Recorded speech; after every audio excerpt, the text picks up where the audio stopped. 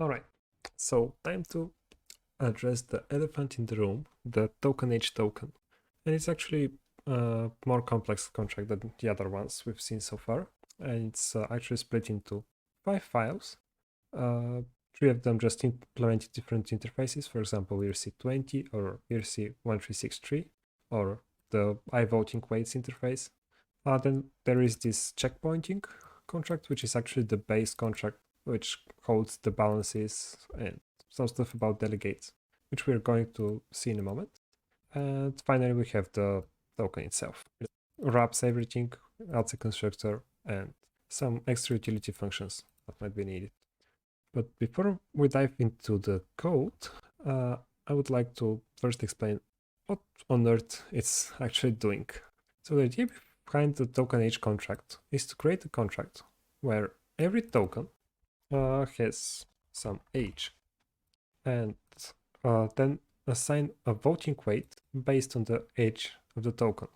In this case, we just multiply the amount of tokens by their respective ages. So each token just accrues one weight for each block it's held in possession.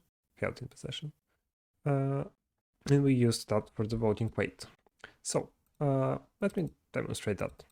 So let's say that I have like 3 coins of the token, like 3 tokens.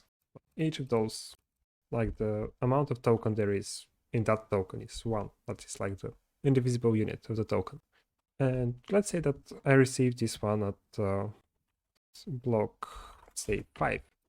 Then the next token might be, let's say I received that at 6, and maybe I received that at block 10. So if it's now the current block, let's say it's currently block 17. Hence, this token is currently a weight of, so for every block it was held in possession, it gains 1 weight.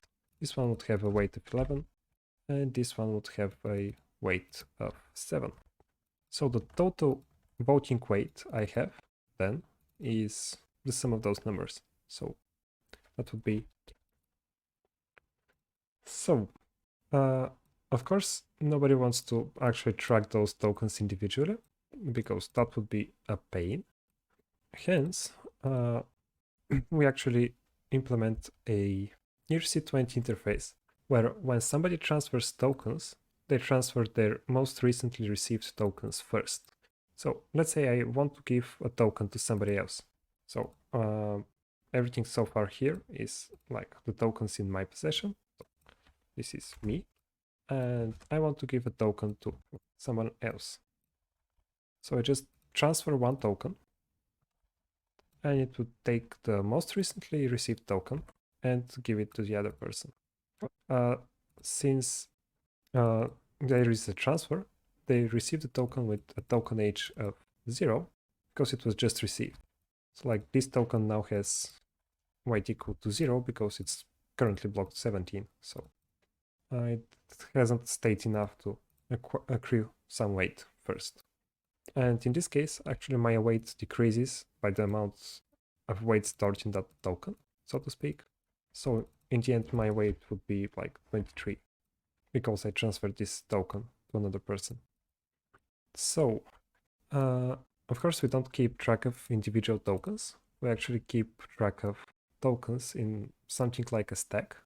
And in each entry of the stack, we just keep, okay, so this is, say, 5 tokens received at, then we might have another 3 tokens received at a later block. I'm changing a bit the example here. And then when we add a new balance, so when we push into, we push to the stack, so our stack has 2 operations. One is add some tokens, and it just adds this amount of tokens received at the current block. And then we also have the subtract operation, which actually goes to the stack and decreases the amount.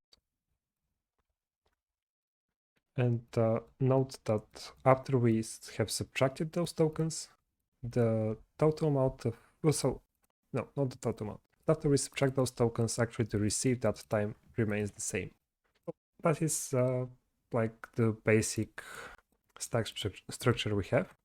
However, to make it a bit more useful, we actually don't store the amount, we store the total balance.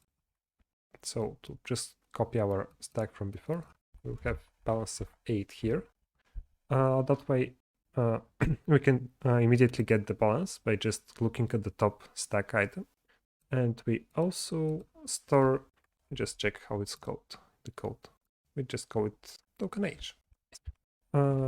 So we also store the token age, which is actually the token age, so the total weight. We call the weight token age because it's token multiplied by age, so token age.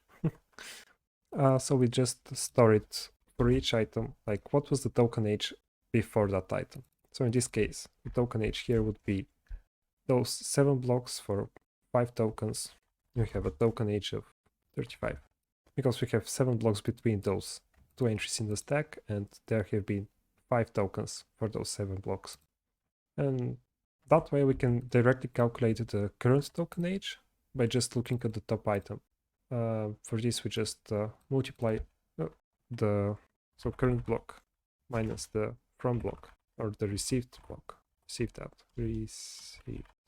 So the duration it's been since that time, multiplied by the balance, since each of the tokens in our possession gains 1 token age per block, and we add the token age that has been before that.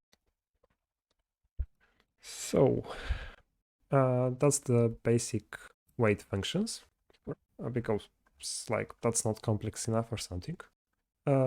If you remember the voting interface, the iVoting weights interface from earlier, actually requires to give the weight or the delegate at a given time, so at a given block number. And to do that, we actually use something inspired by Mini-Me, which is to have some checkpoints, and each checkpoint has a block number. Let's say we have at block number 10, we have, let's say we're just storing the weight for a moment, or just some value. And then at 17 we have another value, and let's say we have something at 21, and we just store those in an array, and we get a weight of at request, for example. We go over the array and we find the time we're being cast for by doing a simple binary search. And finally, we take that value and compute some stuff based on it. In our case, we have 2 sets of checkpoints. One is the balance checkpoints. So the balance checkpoints actually store things in, actually we reuse the type from here, the type for the token age stack or the balance stack. And in the value we basically have the balance at the time plus the token age at the time, so that we can then compute the weight. So for example, if we are asked to quickly finish that.